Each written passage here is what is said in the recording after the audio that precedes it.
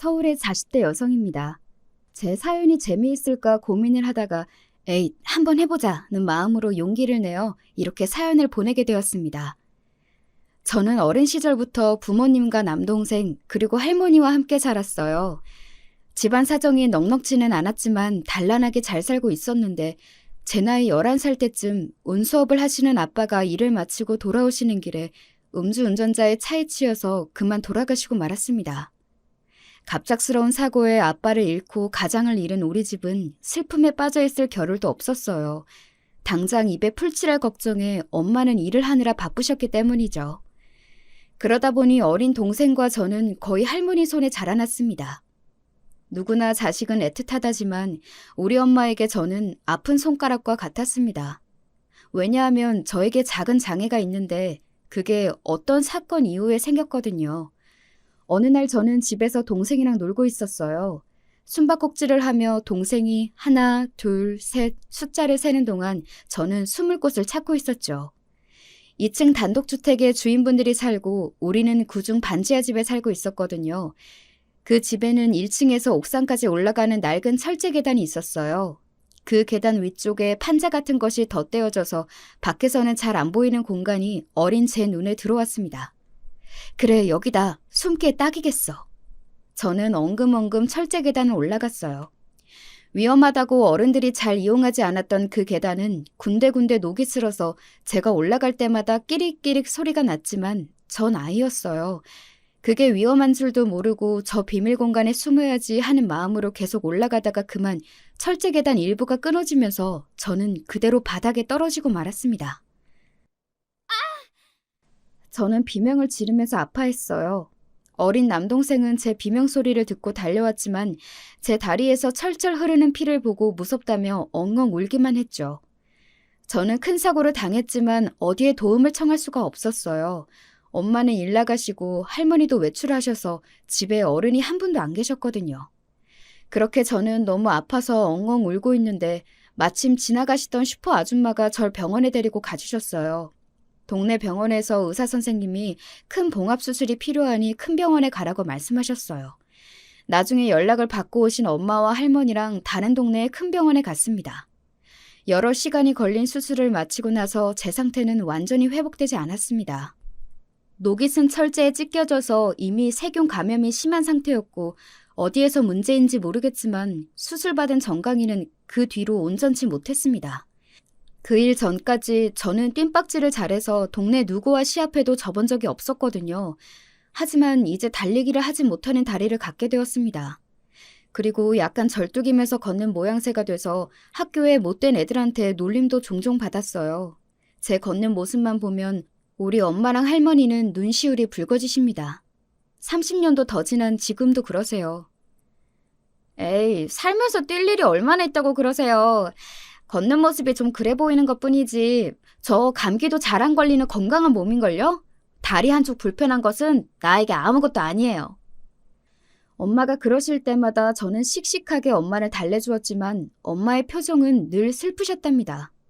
그래서인지 엄마는 제 일이라면 만사 제쳐두고 저를 구하러 어디서든 나타나셨답니다. 저도 워낙 놀림받고 곱지 않은 환경에서 자라다 보니 심성이 단단해졌어요. 그래서 웬만한 일에는 꿈쩍 않고 남들이 뭐라고 하든지 제가 옳다고 생각하는 일은 밀어붙이는 쇠고집을 갖게 되었어요. 그래서 아주 똑순이같이 커버렸는데도 우리 엄마 눈에는 아직 혼자 놀다 다친 12살 딸인가 봐요. 아빠가 세상을 떠나신 뒤 엄마는 식구들 먹여 살리기 위해 나섰지만 참 막막하셨다고 해요. 내가 할 줄 아는 기술이 있기라니 가방끈이 길긴 하니 처음에는 근처 식당마다 들어가서 사람 쓰냐고 물어보다가 쫓겨나기도 했다. 엄마는 낮에는 식당에서 밤에는 고시원 청소를 하시면서 닥치는 대로 일을 했대요. 시장에서 작은 가게라도 하나 할 수 있으려면 권리금을 모아야 했으니까요. 제가 중학교에 입학할 무렵에는 아는 사장님 도움으로 근처 시장에서 작은 야채 가게를 여셨어요. 우리 야채 가게는 시장 어느 가게보다 일찍 문을 열고 늦게 문을 닫는 것으로 유명했어요. 시장 상인들 중에는 텃세를 부리면서 엄마에게 욕을 하고 못살게 구는 사람들도 있었대요. 굴러온 돌에게 자기 손님들 뺏긴다는 이유였죠. 어떤 날 엄마 가게에서 일을 도와주고 있는데 한 아줌마가 와서 엄마에게 삿대질을 했어요. 아니, 상도라는 게 있지. 아침 8시부터 열면 아침 손님 죄다 뺏어가겠다는 거야? 뭐야? 이 시장에서 내쫓기고 싶지 않으면 눈치 봐가면서 장사해. 듣자 하니 너무 도가 지나쳐서 제가 화가 났어요. 아주머니, 그럼 아주머니도 아침 8시에 문 여시면 되잖아요. 우리 엄마가 법을 어겼어요? 부지런한 게 죄예요? 넌 또 뭐야? 아유, 보아하니 다리도 성치 않구만. 그럴 바에 시장에서 장사할 게 아니고 애 데리고 병원이나 가야 하는 거 아니야? 이 여편네가 말이면 다야? 내 딸이 어디가 어때서? 엄마는 아줌마 머리채를 잡고 상무를 돌리듯 이리저리 흔들어댔고 늘 참던 엄마가 이렇게 나오니 아줌마는 당황했어요. 우리 가게에 함께 있던 손님들은 싸움을 말리면서 함께 우리 편이 되어주셨습니다. 저 위에 경동 야채가게 사장이죠? 아줌마, 거기 야채 상태가 영 별로라 요즘 안 가요. 이 집이 훨씬 싱싱하고 친절하신데 거길 왜 가겠냐고. 그러게 말이야. 성실하게 잘하는 여기 사장님한테, 게다가 착한 딸내미한테 그게 어른으로서 할 소리냐고. 아우, 당장 나가요. 아주 동네 사람들한테 경동 야채 가지 말라고 소문을 내야겠어. 그 아줌마는 도망치듯 갔고 다시는 우리 가게에 와서 그런 짓거리를 하지 않았습니다. 그렇게 주변 상인들의 견제에도 엄마는 친절함과 성실성을 인정받아서 단골 손님이 많이 늘어나 장사가 잘 되었어요. 결국 제가 대학교에 갈 무렵에는 처음으로 우리 집을 사서 이사 갔습니다. 저는 아직도 그날의 기억이 생생해요. 우리는 워낙 세간살이가 많지 않아서 이사업체를 부를 필요도 없었어요. 이삿짐 나를 트럭과 기사 아저씨 한 분, 그리고 우리 가족이 모두 함께 이삿짐을 싸고 날랐죠. 할머니는 우리보다 먼저 그 집에 도착해서 온 집안이 번쩍번쩍 빛이 날 정도로 쓸고 닦고 계셨습니다. 이삿짐을 다 나르고 짜장면에 탕수육까지 시켜서 우리 식구는 호사를 누렸답니다.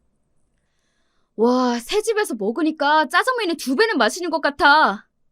우리 집 진짜 좋다. 탕수육은 또 왜 이렇게 맛있는 거야? 앞으로 더 자주자주 시켜줄 테니까 많이 먹어 내 새끼들. 미안하구나. 엄마가 그동안 이런 음식도 많이 못 사주고. 아니 어머님, 왜 이렇게 드시질 못하세요? 입에 안 맞으세요? 아니다. 너무 맛있고 입에 맞는구나.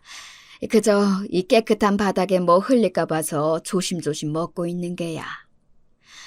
어머마, 남편도 없이 이렇게 좋은 집까지 사서 나도 모셔주고. 정말이지 내가 여한이 없어. 참 고맙구나. 밥을 먹다 말고 할머니부터 엄마, 저와 동생까지 감동을 받아 훌쩍거리게 되었지요. 너무 행복하고 우리 가족이 다 자랑스럽고 힘들거나 우울할 때면 저는 그때의 기억을 꺼내보고 있어요. 아쉽지만 저는 중간 키보다 조금 작고 얼굴이 예쁘게 생긴 것도 아니고요. 그리고 머리가 좋지 못해서 공부를 잘하지도 못했습니다. 다만 끈기 하나는 있어서 밤을 새워가면서 그 누구보다 공부를 열심히 했지만 제 등수는 늘 반에서 중간보다 조금 잘하는 정도였어요. 공부량은 전교 1등 못지 않은 것 같은데 말이에요. 제가 공부에 소질이 없다는 것은 이미 중학교에 들어가서부터 알고 있었지만 대학교에 갈 때까지 정말 열심히 매달렸습니다. 저는 노래를 잘 부르거나 그림을 잘 그린다거나 어디 하나 특출난 구석이 없는 아이였으니까요. 그렇게 엉덩이 붙이고 밤낮 없이 공부를 하니까 그래도 서울 안에 있는 국립대에 입학할 수 있었습니다.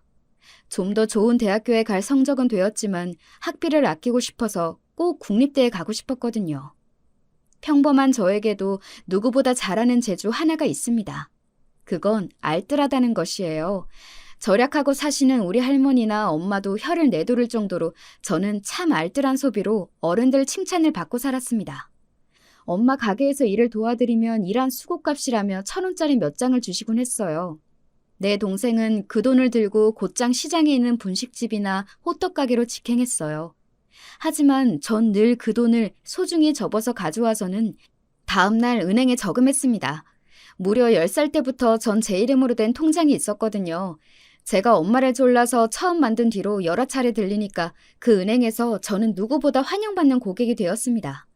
귀엽고 기특하다면서 지점장님은 명절에는 학용품도 선물해 주시고 은행 직원 언니, 오빠들이 마시는 요구르트나 사탕도 챙겨주시고 그랬어요. 다른 애들이 놀이터 가는 대신 저는 은행이 놀이터였던 셈이죠. 사춘기를 넘어서는 적금이나 대출 등 은행 상품에 대한 공부까지 은행에서 다 배웠기 때문에 또래에 비해서 경제관념이나 지식이 뛰어났습니다. 성인이 되자마자 주택청약저축을 가입했었고 늘 고이율의 적금, 예금, 나중에는 펀드 등 파생상품 등 은행 직원들이 좋은 것을 추천해 주셨기 때문에 돈을 잘 불릴 수 있었어요. 그래서인지 오늘 이날까지 남들이 다 하는 주식이나 가상화폐 등 위험한 투자는 절대 하지 않아요. 우리 집은 엄마가 장사를 하시니까 남들만큼 여행을 가거나 나들이를 가지는 않았어요. 그래도 저는 그것이 불만이었던 적은 없어요. 우리 가족은 날이 좋을 때 관악산에 등산을 가고 여름 열대야로 무더위가 기승을 부릴 때는 한강변에 돗자리 펴놓고 시원하게 놀았거든요. 나가더라도 가급적 외식을 안 했고 늘 집에서 주먹밥, 김밥, 그리고 과일 등을 도시락 싸서 까먹고 옵니다. 사실 여러분도 아시겠지만 등산로나 공원 등 밖에서 사 먹는 음식은 더럽게 비싸잖아요? 게다가 관광지 음식은 맛도 없고 정성도 없어서 정말 별로예요. 우리 식구는 밥 외에는 가끔 과일 정도만 먹을 뿐 음료수나 과자도 안 먹고 간식도 안 좋아해서 몸도 건강하고 돈도 아낄 수 있어서 참 좋았습니다. 다만 동생은 식성이 달라서 자기 용돈으로 나가서 떡볶이나 과자 등을 가끔 사 먹고는 했지만요. 그리고 저는 세상에서 옷과 신발값이 가장 아까워요. 사실 그런 것들은 허세 중에 하나라고 생각하는 사람입니다. 학교 교복이나 회사에서 입는 유니폼이 얼마나 고마운지 모르겠어요. 단정하고 예쁘지 이런저런 옷 살 필요 없고 아침마다 옷 고를 고민 안 해도 되니까요. 처음 회사 다니면서 유니폼이 너무 좋아서 가끔 모임이나 친구들을 만나러 갈 때 유니폼을 입었더니만 다들 지질이 궁상이다라며 말리더라고요. 그 말에 동의한 것은 아니지만 사회에서 적절한 때에 입는 옷은 필요하다고 깨닫고 그 뒤로는 그런 일은 자제하고 있어요.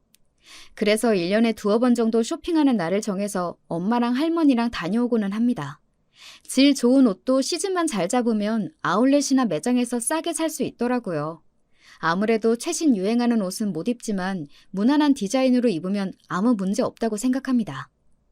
이렇게 알뜰하기로는 둘째라며 서러운 저도 저보다 더한 짠순이를 만난 적이 있어요. 회사에 다닐 때 진짜 짠순이 한 명 있었어요. 예를 들어 다 같이 식당에 가서 3,500원짜리 밥을 사 먹으면 나 돈 10,000원짜리 깨기 아깝다. 3,000원에서 딱 500원만 있으면 되는데 누구 500원만 빌려줄 사람? 매번 이런 식으로 작은 금액을 주변에서 빌리고 제대로 갚지를 않았습니다. 한 번은 사람들 사이에 불만이 터져 불만 많은 최대리가 총대 메고 직접 물었어요. 너 진짜 왜 그러는 거냐? 내가 왜요? 같이 일하는 사이에 이런 작은 돈은 빌려줄 수 있는 거 아닌가요? 이 돈 안 갚는다고 크게 잘못될 것은 없잖아요? 이렇게 자기 돈만 아깝다 하고 남의 돈 소중한 줄은 모르니 점점 사람들이 얘를 멀리하더라고요. 그런데 이 짠순이 직원이 어떻게 되었는지 아세요? 대기업 다니고 강남에 집이 있는 부자 남자친구 생겼다면서 회사에 자랑을 늘어놓고 다녔었는데 글쎄 알고 보니 그 남자친구는 사기꾼이었고 그 남자한테 빌려준 돈이 4천만 원이 넘는다며 맨날 울고 눈이 퉁퉁 부어서 회사에 다니더래요. 남들 욕먹어가면서 돈 그렇게 모아둔 돈을 엉뚱하게 다 날리고 주변에서는 그 직원을 위로해주기는커녕 아주 잘 되었다, 속 시원하다며 고소했으니 참 돈은 진짜 잘 써야 한다고 그 직원을 통해 배웠습니다. 제 경우에는 제 것도 아끼지만 공공 물품도 매우 아낍니다. 집이든 회사이든 제가 있는 공간이 어디이든 전기가 낭비되고 있으면 가서 끄고 물이 새면 잠그고 다닙니다. 은행이나 가게에 무료로 비치된 서비스 음료나 사탕이 있어도 딱 저와 제 일행수에 맞춰서 챙깁니다.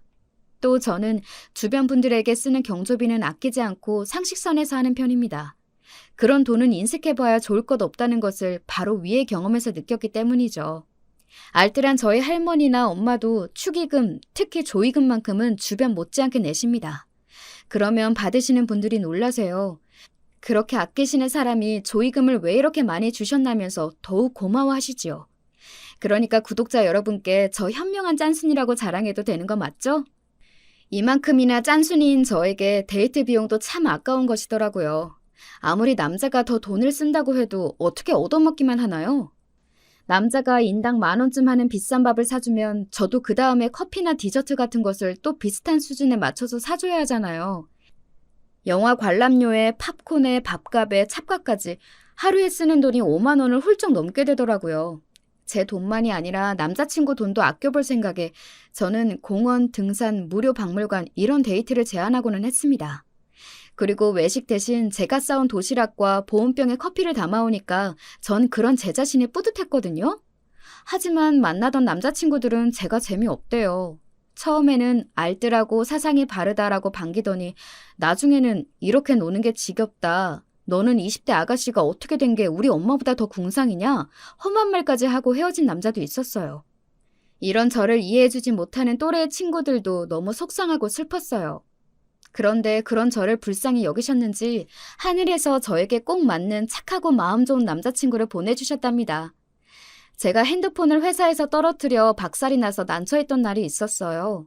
매달 나가는 통신 요금과 그 비싼 기계값 하며 현대인의 필수품이라고 하니 사용은 하지만 전 그 돈이 늘 아깝다고 생각해왔는데 기계를 바꾼 지 1년 만에 이렇게 되어 너무 아까웠지요. 근처 핸드폰 가게에 가서 박살난 핸드폰을 내밀며 물어보았어요. 사장님, 제 폰 살아날 수 있을까요? 저 꼭 이거 계속 써야 하는데. 저런, 이 핸드폰이 손님에게 소중한 모양이군요. 하지만 이를 어쩌죠? 액정도 교체해야 하고 자판도 망가져서 수리비가 더 나올 텐데.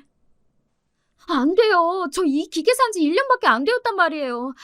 작년에 바꿀 때도 피눈물 흘리면서 산 건데 어떻게 안 될까요?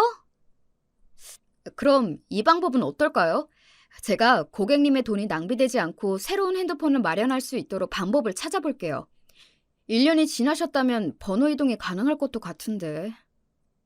네. 저 작년 4월에 샀으니까 지금 15개월 되었어요. 진짜로 그런 방법이 있을까요? 저는 제발 해결해달라며 눈을 반짝이면서 사장님을 쳐다봤어요. 그렇게 쳐다보니 사장님은 의외로 제 또래의 젊은 남자였습니다. 사장님은 컴퓨터를 사용해서 무언가를 찾고 하더니 저에게 음료수를 들고 와서 내주었습니다. 몇 분 뒤에 통신사에서 연락이 올 거예요. 통신사만 바꾸면 쓰시던 번호 그대로 핸드폰 기계는 거의 공짜로 바꿔드릴 수 있을 것 같습니다. 이제 만족하세요? 처음 가게에 들어올 때는 다급해 보였는데 이제 표정이 확 밝아지셨네요. 네, 사장님이 구세주세요. 저는 나름 알뜰하다고 살면서도 핸드폰 기계를 공짜로 사는 법은 미처 몰랐네요. 이제 사장님한테만 핸드폰 해야겠어요. 그러고 보니 여기 근처에 대광상사 직원인가 봐요. 저 거기에 단골 손님 많은데 앞으로도 지나가다가 커피나 음료 마시러 들려주세요. 진짜요? 제가 집에 갈 때 타는 버스 정류장이 이 근처라 매일 지나다니기는 해요. 저 진짜 자주 놀러 와도 되는 거죠? 그럼요. 저 빈말 안 하는 남자입니다. 그런데 서진 씨 지금 가입서를 작성하다 보니 나랑 생년월일이 똑같네요? 이런 인연이 다 있네요. 저와 생년월일이 똑같고 심지어 이름도 비슷한 서준이라고 하니 우리는 처음부터 친밀감이 생겼고 친구가 되기로 했습니다. 때는 더운 7월이었기 때문에 버스를 타기 전에 전 서준이네 가게에 들려서 시원한 에어컨 바람을 쐬며 함께 얘기하다가 집에 가곤 했습니다. 서준이는 혼자서 가게를 봐야 해서 화장실을 가거나 급한 일이 있을 때면 퇴근 이후 제가 잠깐씩 가게를 봐줄 정도로 친해졌어요. 그리고 늘 혼자서 자장면이나 찌개 등 배달 음식으로 대충 식사를 때우는 것이 제 눈에는 안타까웠습니다. 그래서 특기를 발휘해서 간단한 도시락을 싸주고는 했죠. 와, 나 집밥 너무 좋아하는데 딱 내가 좋아하는 집밥 스타일 도시락이다. 정말 고마워. 잘 먹을게. 서준이는 언제나 제 도시락을 아이같이 활짝 웃으면서 반겨주었기 때문에 저는 도시락을 쌀맛이 났습니다. 친한 남자친구들과 달리 서준이는 날이 갈수록 제 도시락을 좋아하고 의지하기까지 했어요. 그러던 어느 날 가게에서 같이 도시락을 저녁으로 까먹고 있었는데 서준이는 조그마한 상자를 내밀었습니다. 내가 맨날 너한테 신세만 지는데 이거 받아주라. 은색 상자를 펴보니 그 안에는 투명하고 작은 보석이 박혀있는 반지 하나가 있었어요. 놀란 눈을 하고 서준이를 쳐다보니 그는 이미 양볼이 발그레하면서 수줍어했어요. 선물이기도 하고 이제 그냥 친구 말고 여자친구 해주라. 나 너 좋아해. 저도 사실 서준이를 만나는 동안 좋아하는 마음이 몽글몽글 솟아나고 있었던 차에 그의 고백을 받으니 그렇게 기쁠 수가 없었습니다. 저는 단숨에 반지를 왼손 약지 손가락에 끼고 서준이를 껴안아 주었어요. 우리는 그렇게 정식 연인이 되었답니다. 사실 데이트라고 해도 퇴근한 제가 서준이네 가게에서 함께 봐주면서 놀다가 서준이가 저를 집에까지 데려다 주는 것이 대부분이었죠. 서준이는 저를 좋은 데이트 장소에 데려가지 못한 것에 늘 미안해했습니다. 나는 도리어 너무 좋은걸? 괜한 데에 다니면서 돈 쓰지 않고 서준이가 돈 버는 시간을 빼앗지 않고 일터에서 여름에는 시원하게 즐길 수도 있으니 완전 땡큐지. 이런 저를 너무 예쁘고 착하다며 더 아껴주고 믿어주는 서준이와 저는 정말 환상의 궁합이었습니다. 그러던 어느 날 퇴근하고 오니 서준이는 이미 가게 문을 닫고 있었습니다. 가게 문 앞에는 임시 휴업이라는 푯말이 붙어 있었죠. 서준아, 무슨 일이 있는 거야? 왜 가게 문을 일찍 닫았어? 사실은 오늘 너랑 가볼 중요한 곳이 있어서 가게 문을 일찍 닫았지. 자, 가자. 어찌된 영문인지 모르겠지만 서준이는 우리 집에 가보자며 저를 억지로 버스에 태웠습니다.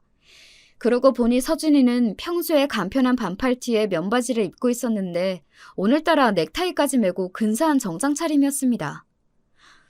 오늘 왜 이렇게 멋있게 차려입은 거야? 나 설레게. 정말? 나도 양복 차림이 꽤나 잘 어울리지. 미안하지만 오늘만은 너한테 잘 보이려고 입은 게 아닌데. 갑작스러운 남자친구의 방문에 우리 할머니는 서둘러서 옷을 갖춰 입느라 당황해하셨어요. 아니, 우리 손녀딸 애인이 올 줄은 내가 미처 몰라서 미리 언지를 좀 줘야 이 할미가 맛있는 반찬도 만들어 놓을 거 아니냐. 그리고 저는 시장에 계신 엄마에게 집에 일찍 오실 수 있는지 전화를 드렸어요. 서준이에게는 우리 식구들 앞에 깜짝 방문한 속셈이 있었습니다. 할머님, 어머님, 절 받으십시오. 귀한 따님의 남자친구 김서준이라고 합니다. 서준이는 넙죽 절을 올리고 특유의 해맑은 웃음을 날리면서 두 분께 인사를 드렸어요. 우리 엄마는 당황스럽기도 하지만 인상이 좋은 서준이를 보시고는 기분이 좋으셨던 것 같아요. 한참 동안 엄마와 할머니는 서준이에게 궁금하신 이것저것 물어보시면서 대화를 하고 있었어요. 저는 할머니가 하시던 찌개랑 반찬을 마무리하며 부엌에 있었는데 갑자기 저를 부르시더라고요. 아이고, 우리 손녀가 벌써 시집을 가다니 내가 참 오래도 살았다. 그렇죠, 어머니? 이제 이런 순간이 오고야 말았네요. 하지만 우리 사위가 너무 좋은 사람 같으니까 아쉬움은 없어요. 네? 사위라니 무슨 말씀이신 건지 어리둥절한 표정으로 있었어요. 서준아, 나 두 분께 허락받았다. 우리 결혼하자. 사랑해. 서준이는 갑자기 저에게 꽃다발을 안기면서 청혼을 했습니다. 그리고 할머니와 엄마는 언제 봤다고 서준이 편이 되어서는 박수를 치면서 감격에 겨운 눈물을 훔치고 계셨어요. 세상에나 여자친구에게 청혼하기도 전에 가족들에게 먼저 결혼 허락을 받는다니 너무 이상하지 않아요? 우리 남편이 그런 사람이에요. 사람이 그렇게 착하고 해맑을 수가 없어요. 저에게 우리 할머니, 엄마가 얼마나 중요한 분들인지 서준이는 알고 있던 겁니다. 만약 제가 좋아하는 남자를 두 분이 반대하신다면 저는 결혼하지 않을 것 같아요. 오늘 드디어 결혼 허락을 받았다! 제가 청혼을 받아들이겠다고 하자 서준이는 이렇게 크게 웃으며 기뻐했어요. 그럼 이제 서준 씨 부모님께 가서 결혼 인사를 드려야겠다. 그럴 필요 없이 바로 상견례 날을 잡자. 지난번에 너가 우리 가게에 있을 때 부모님이 갑자기 찾아오셔서 인사드렸지? 그때 우리 부모님은 너가 참하고 마음에 드신다고 했으니 그걸로 된 거 아니겠어? 그래서 우리 할머니와 엄마 그리고 서준 씨 부모님을 모시고 상견례를 하게 되었습니다. 아가씨가 매일 우리 서준이 도시락을 싸다 준다고 들었어요. 요즘 사람답지 않게 솜씨 좋고 알뜰하고 이렇게 예쁘고 바르게 참 좋은 사람으로 잘 키우셨습니다, 사부인. 아휴, 별 말씀을요. 저는 가게 하느라 바빠서 우리 어머님께서 서진이를 다 키워주셨습니다. 우리 서준군도 사람이 참 반듯하고 인상도 서글서글하니 서진이와 참 잘 어울리네요. 그러게 말이에요. 요즘 처자답지 않게 알뜰살뜰 잘 살게 생겼어. 요즘 여우 같은 기집애들 좀 보세요. 부모들 무시하고 지들끼리만 살겠다고 버티지 않나. 이러면 안 되는 것 아닌가요? 옛날 공자부터 그러지 않았어요. 효도가 세상 제일 중요한 것이라고. 사부인, 그럼 애들끼리 신혼살림 차려주지 않고 합가시킬 생각이신가요? 당연하죠. 나는 우리 아들이랑 떨어져서 살아본 적이 없어요. 얘가 저 없이는 아무것도 못하는 칠칠한 얘랍니다. 우리 며느리도 제가 같이 살면서 예뻐하고 가르쳐 줄게요. 걱정 마시라니까요. 예비 시모를 뺀 거기 있는 사람들 모두 침묵을 지키다가 예비 시부가 분위기를 풀어보려고 했습니다. 이 사람이 좀 힘들게 아들을 가져서 키우다 보니 이렇게 마음이 앞선 모양입니다. 물론 아이들끼리 상의해서 합가를 할지 독립을 할지 정할 이야기지요. 그렇게 이런저런 다른 이야기를 하다가 예비 시모가 목이 마른데 종업원이 언제 오는 것이냐고 툴툴거리셨습니다. 제가 물 가져다 드릴게요, 어머님. 자리에서 일어나서 종업원에게 얘기하고 자리로 돌아오는데 이상한 것입니다. 예비 시모는 무슨 벌레라도 본 듯이 놀라고 불쾌하다는 눈초리로 저를 쳐다보고 있었습니다. 너 어디 다리라도 다쳤니? 걷는 모양새가 왜 그런디야? 제가 절뚝거리는 모습을 예비 시모는 처음 보고 알게 된 것인데 이 말에 우리 엄마의 표정은 당혹감과 불쾌함으로 힘들어 보이셨어요. 전 아무렇지 않다는 듯이 대답을 했어요. 제가 어릴 때 좀 장난꾸러기였어야 말이죠. 잘못 떨어져서 다리가 다쳤는데 사는 데는 아무 지장 없어요. 저도 제 다리가 좀 다르다는 걸 잊고 살 정도로요. 아니, 그게 그냥 좀 다른 문제가 아니지. 설마하니 장애가 유전된다거나 그런 것은 아니겠지? 엄마, 지금 장모님이랑 할머님도 계신데 말씀 조심해 주세요. 장애라뇨. 우리 서진이 말 그대로예요. 누구보다 건강하고 잘 지내고 있으니까 괜한 걱정 마시라니까요. 그래, 나도 당신이 말하기 전까지는 이상한지 모르겠던 걸 웬 호들갑이야. 가족들로부터 타박을 받은 예비 시모는 그때서야 자기 말실수를 깨달았는지 아니, 나도 괜찮단다. 그냥 궁금해서 물어봤어. 궁금해서. 상견례 자리를 마치고 집에 돌아와서 할머니와 엄마의 얼굴은 어두워 보이셨습니다. 그리고 자기 전 저를 안방에 불러서 말씀하셨어요. 너의 시모 될 분이 보통 분 같지 않아 보이더라. 꼭 시부모님을 모시고 살아야겠니? 다시 한번 생각해봐라. 엄마, 저도 그렇긴 한데요. 사실 지금은 우리가 모은 돈이 부족해요. 그렇다고 덜커덩 월세집에 가서 매달 몇십만 원씩 나간다고 생각해보세요. 그것만큼 아까운 돈이 또 어디에 있겠어요? 우리가 시부모님 댁에서 살면 그만큼 절약할 수 있으니까 얼른 돈 모아서 집 사면 그때 분가할게요. 나는 네 다리를 보자마자 대놓고 인상을 찌푸리던 사돈만 생각하면 이 결혼도 말리고만 싶은데 니네가 살 집이 없어서 합가까지 해야 한다니 정말 마음이 너무 속상하구나. 내가 돈이 있었으면 니네 작은 집이라도 구해주는 건데. 엄마는 참 별 말씀을 다 하셔요. 엄마가 준 데도 안 받을 거거든요. 우리 부부가 스스로 마련한 집이어야 의미가 있죠. 엄마, 나 5년 안으로는 분가를 해보일 테니까 너무 걱정 마세요. 하지만 합가의 세월이 길어질 거라고 그때는 전혀 생각하지 못했어요. 결혼하고서 남편은 핸드폰 가게를 운영하고 저는 다니던 회사를 계속 다니면서 맞벌이로 돈을 벌 계획이었으니까요. 그리고 또 제가 누굽니까? 알아주는 똑순이 짠순이니까 금방 집을 살 자신이 있었죠. 그러나 살아보니 그게 참 쉽지가 않더라고요. 결혼하고 얼마 되지 않아서 저는 아들 쌍둥이를 임신했어요. 제 아이가 생겼다는 기쁨도 잠시, 쌍둥이를 임신한 제 몸은 하루하루 숨쉬기도 버거웠어요. 그래서 결국 직장을 그만둘 수밖에 없었어요. 쌍둥이를 임신하고 집에 들어 앉으니까 시모는 저에게 집안일을 온통 맡겨버리셨어요. 어머님, 저 배가 많이 불러서 빨래나 청소는 힘든데 그것만 도와주시면 안 될까요? 직장 다니던 얘가 집에 있으면 하루 종일 심심할 것 아니냐. 쌍둥이들 출산하고 나면 그때는 내가 도와주마. 하지만 집안일보다 더 힘든 것은 시모의 수다를 하루 종일 들어줘야 하는 것이었어요.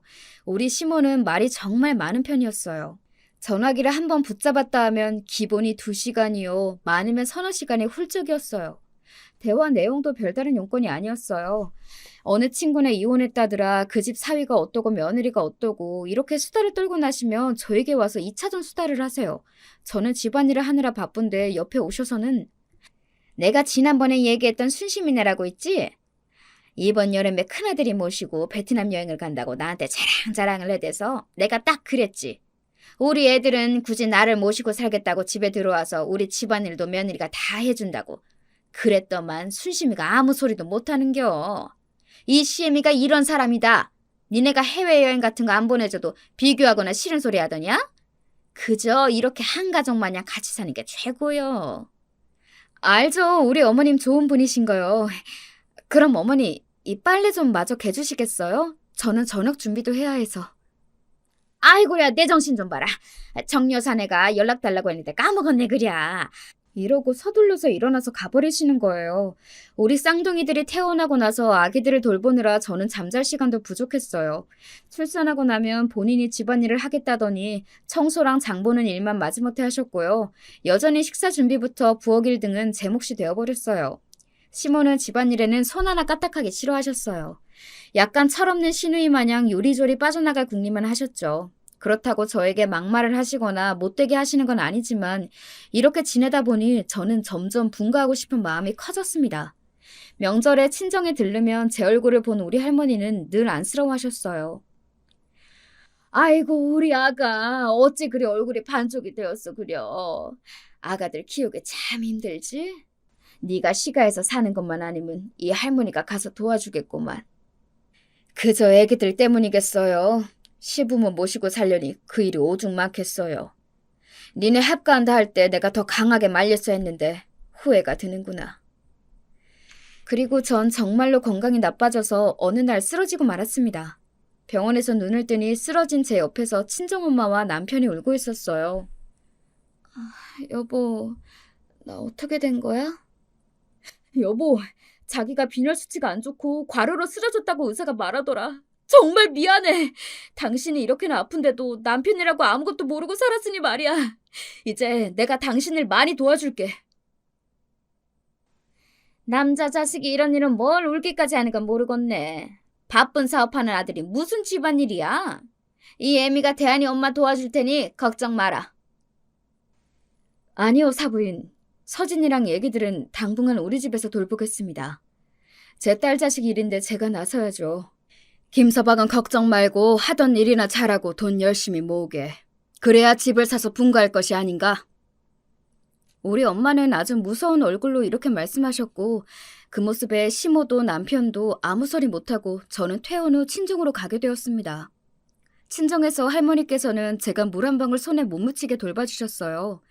아기들 젖 먹이고 돌보는 건 외에 전 할 일 없이 쉬면 되었습니다.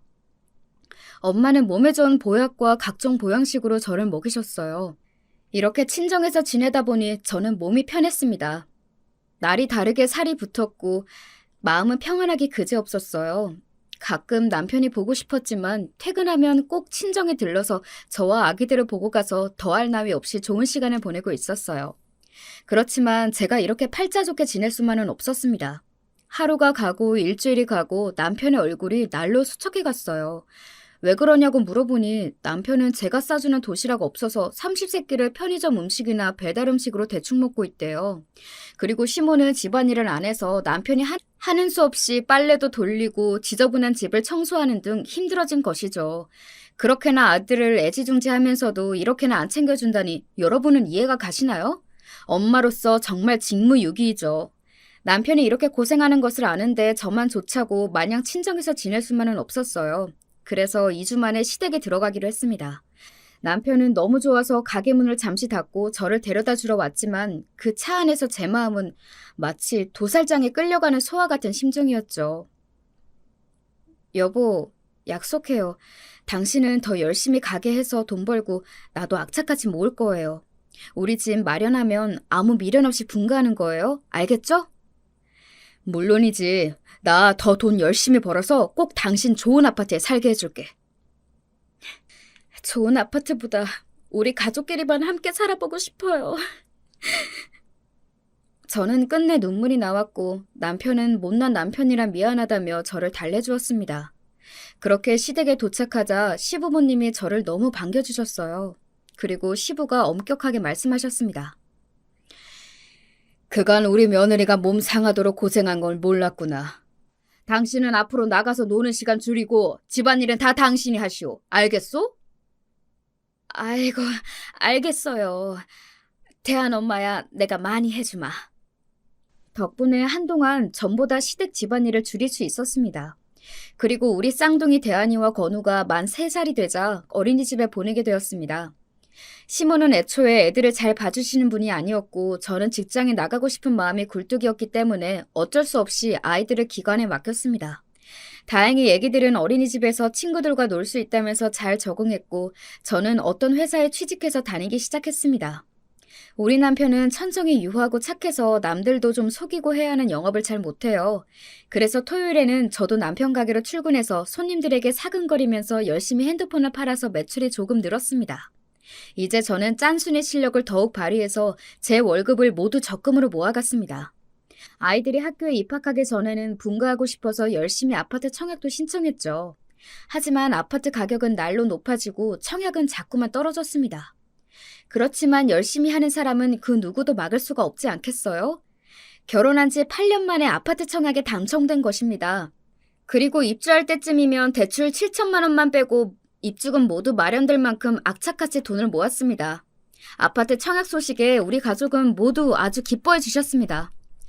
너희들이 대단하구나. 그 어렵다는 아파트 청약도 되고 입주금까지 마련했다고? 그런데 돈 한 푼 보태주지 못한 이 애비가 미안하구나. 아버님, 그런 말씀 마셔요. 저희 함께 지내는 동안 잘해주셔서 정말 감사드려요.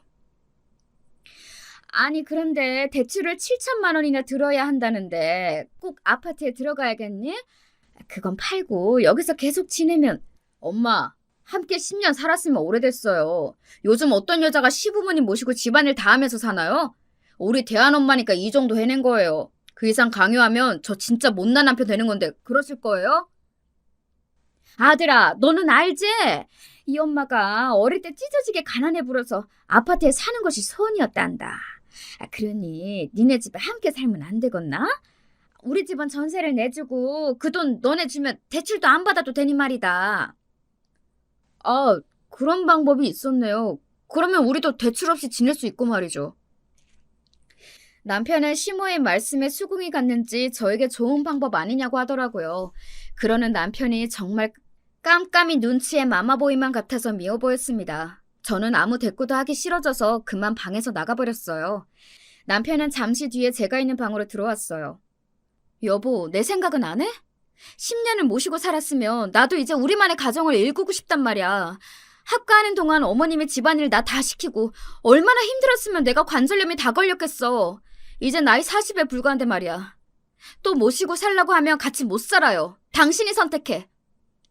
남편은 시모에게 합가하기 어렵다고 말씀을 잘 드렸으니 화풀나고 웃으며 저를 풀어주었어요. 그리고 2년 뒤에 드디어 우리는 분가를 하게 되었습니다. 그런데 이사 들어간 지 얼마 뒤에 어떤 트럭이 와서 우리 집에 이삿짐을 나르고 있는 거예요. 세상에, 시부모님의 짐이 우리 집으로 옮겨지고 있던 것입니다. 시모가 들어오자마자 저는 어찌된 일인지 여쭤보았어요. 내가 말하지 않았냐?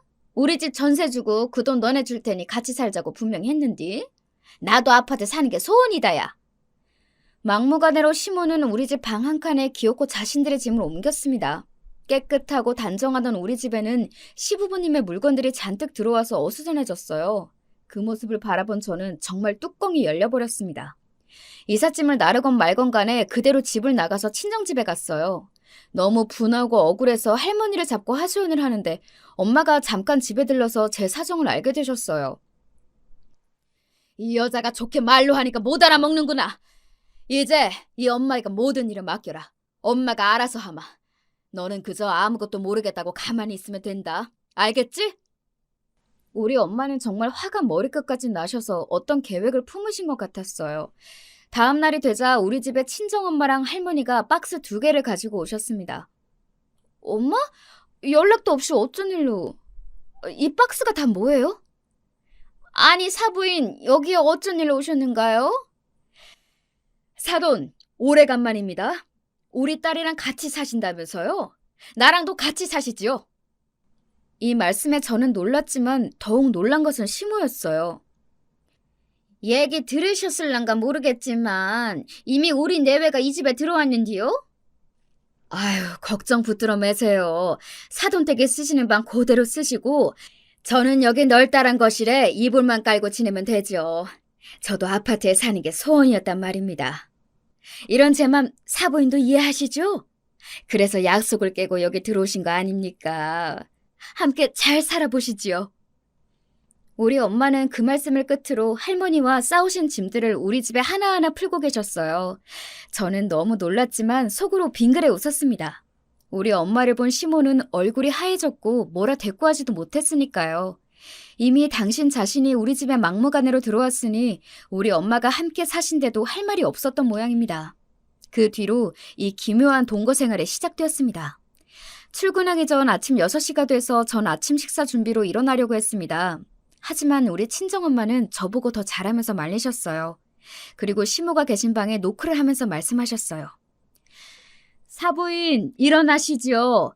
아침 식사를 준비하셔야 하지 않겠습니까? 애들은 출근하느라 바쁠 테니 우리 엄마들끼리 아침을 준비해야죠.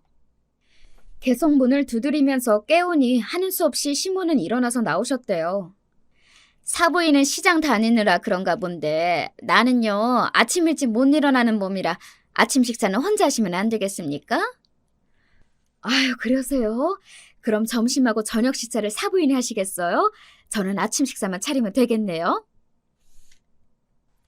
늘 우리 며느리가 식사를 다 해주었는데. 사부인, 우리 애가 지금 출근해서 돈을 버는데 기어코 집안일을 다 시키겠다 이겁니까? 그럼 나는 김서방 깨울까요? 김서방 보고 아침 차리라고 할까요? 아유, 알겠어요. 내가 아침 식사하면 될 건 아닌겨. 결국 시모는 항복하고 당신 스스로 아침을 차렸습니다. 저는 그동안 미처 몰랐습니다. 진상의 시모보다 우리 친정엄마가 더 할 수 있는 분이셨다는 걸 말이에요. 그 뒤로 아침 식사는 시모가, 저녁 식사는 우리 엄마가 해주셨습니다. 낮 동안 우리는 출근해서 집이 비어있으니 시모는 전에 살던 대로 집을 어지르면서 청소도 안 해놓고 있었습니다. 사부인, 집이 비어서 사부인 혼자 계실 때에는 청소와 물걸레질, 그리고 빨래까지 하셔도 충분할 시간이지요. 일하고 돌아온 김서방이나 우리 서진이한테 하라시는 건 아니겠죠?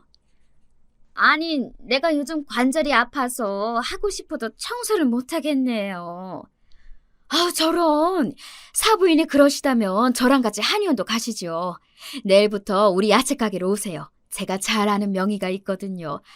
그리고 우리 어머님께 낮에 여기 오시라고 부탁드려 놓을게요.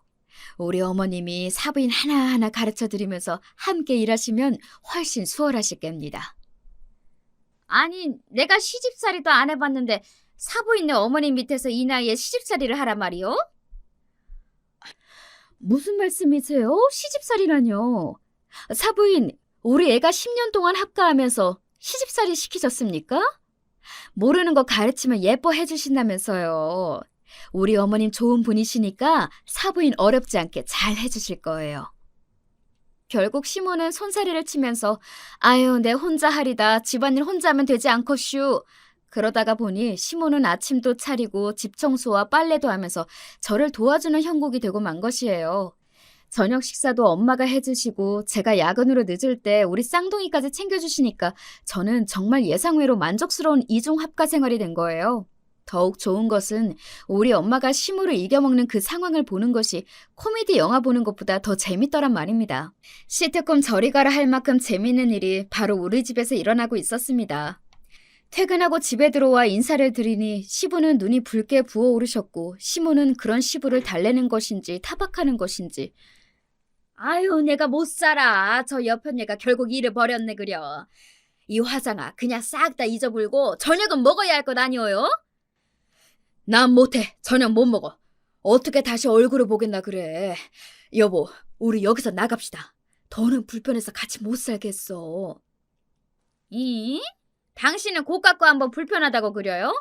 나는 지금 아침도 차려, 청소해. 아주 집안일 때문에 죽겠는데 참는 것을. 이미 우리 집에 세입자가 살고 있는데 어디로 가요? 아니, 글쎄 나는 이대로는 못 살겠다니까? 그럼 나 혼자 나가겠소. 이게 무슨 영문인지 모르겠어서 친정엄마를 찾았습니다. 엄마는 부엌에서 저녁을 준비하면서 시부와 시모를 불렀습니다. 사돈어른, 저녁 드시러 어서 나오세요. 엄마, 무슨 일이 있었어요? 왜 시부는 집에서 나가겠다고 하고 시모도 한숨만 푹푹 쉬시고 안 나오시는 거야? 응? 엄마는 손으로 입을 가리고 웃음을 참으면서 저에게 오늘 있던 일을 설명해 주셨어요. 친정엄마가 집에 오셨는데 아무도 없는 것 같았고 바로 공동 욕실로 향하셨대요. 욕실 문도 열려있고 해서 쓱 들어가 보니 그곳에서 시부가 샤워를 하던 모습을 딱 마주치고 만 거예요. 아이고, 죄송합니다. 계신 줄도 모르고. 아니, 사부인 일을 어째. 그 일을 뒤로 시부는 우리 엄마 얼굴은 못 보겠다며 저녁 드시러 나오지도 못하고 시모는 열받아 했다는 거죠. 나도 좀 당황스럽고 놀라긴 했다만 다 늙은 처지에 그럴 수도 있지. 너희 시부 진짜 부끄러움 많으신가 보다. 그럼 엄마는 참 조심하시죠. 우리 아버님 여린분이신데 충격이 얼마나 크시면. 의도치 않게 이 사건을 계기로 시부모님은 이튿날 짐을 싸서 나가셨어요. 정말 웃기지 않은 일이지 않습니까? 그렇게 친정엄마의 기지로 시모의 습격 없이 지낼 수 있게 되었어요. 시모는 우리 친정엄마에게 당해서인지 우리 집에도 잘 찾아오지 않으셨거든요. 자신의 벗은 몸을 우리 엄마에게 들키셨다는 이유로 시부는 지금까지 저도 보기 불편해하신답니다. 그런저런 이유로 저는 시댁에서 벗어나서 자유를 만끽하며 잘 살고 있답니다. 여러분, 지금까지 제 사연 어떠셨나요? 주변에 흔히 있을 법한 이야기지만 우리 시모 같은 분으로 고통받는 분이 있으시다면 우리 친정엄마의 방법을 한번 참고해 보시길 바래요. 그럼 저는 여기에서 제 이야기를 마치겠습니다. 항상 행복하세요, 여러분.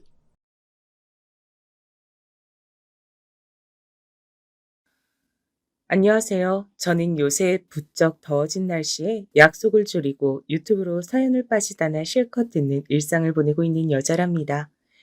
약속을 나가면 지인들과 이런저런 이야기를 많이 나누지만 정작 제 안에 진짜 얘기는 꺼내 보인 적이 드문 것 같아요. 부끄럽기도 민망하기도 한 저의 인생 이야기를 사연에 빠지다에 슬그머니 보내어봅니다. 저는 친정 부모님이 워낙 옛날부터 바쁘셔서요. 방치돼서 자라는 편이었어요. 제가 초등학교 5학년 때부터 두 분께서 본격적으로 같이 일에 뛰어드셨거든요. 원래는 친정아버지께선 직장 생활을 하고 계셨는데 안 좋은 일이 생기는 바람에 부당하게 그만두셔야 했습니다. 그 이후로 친정 엄마와 부부가 합심하여 사업을 해보시려고 이런저런 궁리에 들어가게 되셨던 거죠. 일찍이 친정 아버지께서 인망이 좋으셔서 나이나 사회 경력에 비해 인맥이 무척 탄탄하셨거든요. 그걸 미천 삼으신 것이었습니다. 저는 형제라고는 위로 언니 하나뿐이에요. 그리고 친정언니는 타고나길 워낙 모범생이었습니다. 희한하게 시키지 않아도 알아서 척척 자라는 자식들 있죠? 그런 자식이 바로 저희 집에선 언니였던 거죠. 괜히 장녀가 아니었나 봅니다. 제가 중학교 1학년 때까진 친정언니가 저를 다 챙겨줬었어요. 끼니도 다 살펴줬고요. 하지만 그 이후론 공부해야 된다며 저를 내팽개쳤습니다. 야, 나는 네 나이 때 학교, 학원 일정을 계획표로 딱 정리해서 살았어. 너도 이제 그 정도 됐음. 알아서 학교 다니고 공부할 수 있지? 네가 이제 더 이상 초등학생도 아니고 난 좋은 대학 가야 해서 바쁘니까 너 알아서 열심히 지내. 괜히 사고 쳐서 부모님 신경 쓰이는 일 만들지 말고. 알았어? 좋게 말하면 되지. 왜 윽박을 지르고 난리야. 알았어. 잘하면 되잖아. 정수진. 쟤는 뭐 하나 잘하는 것도 없으면서 성질만큼은 왜 이렇게 독보적인지 몰라. 내 동생이지만 진짜 앞길이 깜깜해 보인다. 근데 그 나이 땐 잔소리 조금만 들어도 쉽게 울컥하잖아요. 저도 그랬어요. 저를 향해 친정언니가 비아냥대니까 그게 그렇게 싫을 수가 없었습니다. 가뜩이나 초등학교 때와는 달리 중학교로 올라오니까 수학 문제가 하나도 이해가 안 돼서 항상 나는 돌머리인가 싶은 자괴감이 들고 있었는데 공부 잘하는 친정언니가 잔소리를 날리니 왜 그렇게 밥맛으로 보였던 건지요. 그렇게 중학교 사춘기 소녀는 단순한 계기로 엇나가기 시작했습니다. 자식 키워보신 분들, 그 자식이 중학교 2학년을 지날 때 어땠나요? 무난했나요? 별 사고 친 기억이 없는 자식이라면 여러분은 복 받으신 겁니다. 되게 사춘기 애들이 그 시점을 무난히 못 넘기고 획가닥 하거든요. 친구들이랑 의미 없이 막 쏘다녔어요. 괜히 집에 들어가기 싫었습니다. 학원 안 가고 방황하는 제 모습이 이 시대 최고의 반항아 같았고 멋쟁이 같았습니다. 친정 언니는 숨막히는 고등학교 생활을 하면서도 학원과 독서실 생활까지 병행하던 괴물이었으니 제가 방황하며 쏘다니는 걸 알 길이 없었죠. 저는 알아서 잘하겠다는 약속 따위 지키지 않았던 겁니다. 그러다 기어이 중학교 3학년 올라가자마자 친정 아버지께 싸대기를 맞았어요. 한 대 맞고 나서 너무 아프고 억울해서 중전한테 뺨 맞은 장희빈 마냥 표독스럽게 아버지를 있는 대로 째려봤다가 반대쪽 싸대기도 거세게 맞았습니다. 종전보다 더 강하게요. 맞으니까 귀에 이상한 이명소리가 들리고 머리가 어지럽더군요. 정수진! 너 정신 안 차릴래? 부모가 피땀 흘려서 번 돈으로 기껏 보내놓은 학원을 그간 농땡이 쳐온 걸로 모자라서 학업 비용이랍시고 받아냈던 용돈들로 여태까지 옷이나 사고 친구들하고 노래방이나 쏘다녔어? 너 같은 자식을 환영할 부모는 이 세상에 아무도 없을 거다. 그러고 나서도 친정아버지께선 분이 안 풀리시는지 절 한 대 더 치시려는 듯 씩씩거리셨고 그 옆에서 간신히 친정엄마께서 말리셨어요. 가뜩이나 머리도 안 좋은 애 왜 자꾸 머리를 때리냐고 하시면서 당사자인 제가 듣기엔 서글픈 내용으로 친정아버지를 만류하셨습니다. 덕분에 두 대만 맞고 끝났지 아니었음 그날 전 반죽음이었어요. 친정아버지의 그런 엄한 모습을 태어나서 처음 보는 것이었습니다. 인자하고 허허실실이신 분이라 생각을 해서 그간 몰래 막 나갔던 것인데 진 면목을 마주하자 오금이 저려왔네요. 저는 맞아야 정신을 차리는 애였나 봐요.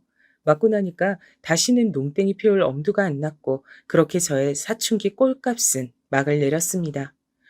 저의 반발심을 확 죽여놓은 건 비단 싸대기뿐만이 아니었어요. 친정아버지께서 이렇게 말씀하셨을 때 제가 면목이 없었기 때문입니다. 너는 당장 네가 놀고 싶은 것만 보이고 네 부모의 수고와 노력은 안 보이냐? 네가 여태까지 살면서 죽어랍시고 뭐 한 가지에 매달려서 미쳐본 적 있어? 그만큼 땀을 흘려본 적이 있어? 아무 것에도 최선을 다해보지 않았던 넌 감히 어설프게 탈선을 할 자격도 없다. 제가 다녔던 중학교에서 최고로 양아치였던 애들은 그 분야에서 특화되었던 나머지 오토바이도 잘 탔고 교복으로 패션쇼를 벌였고 불에 지진 이쑤시개 하나만으로도 속눈썹 파마를 해냈으며 문구점에서 파는 싸구려 화장품으로도 연예인 화장 뺨치는 흉내를 낼 줄 알았습니다. 유행도 다 꿰고 있었죠. 하지만 저는 양아치도 모범생도 아니었습니다. 이도저도 아니었고 그저 뭐든지 어설프게 제 충동을 쫓아 행동했을 뿐이었어요. 그 사실을 객관적으로 자각하게 됐던 순간 너무 창피해졌습니다. 뺨을 맞았던 직후보다 얼굴이 더 뜨거워지더라고요. 사실 친가, 외가 모두 형편이 당시 좋지 못했습니다.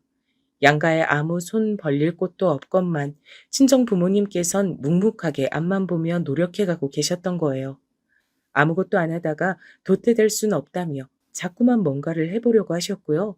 그런 친정 부모님의 모습을 제대로 알게 되자 저는 더 이상 철없는 생활을 이어갈 수가 없었습니다.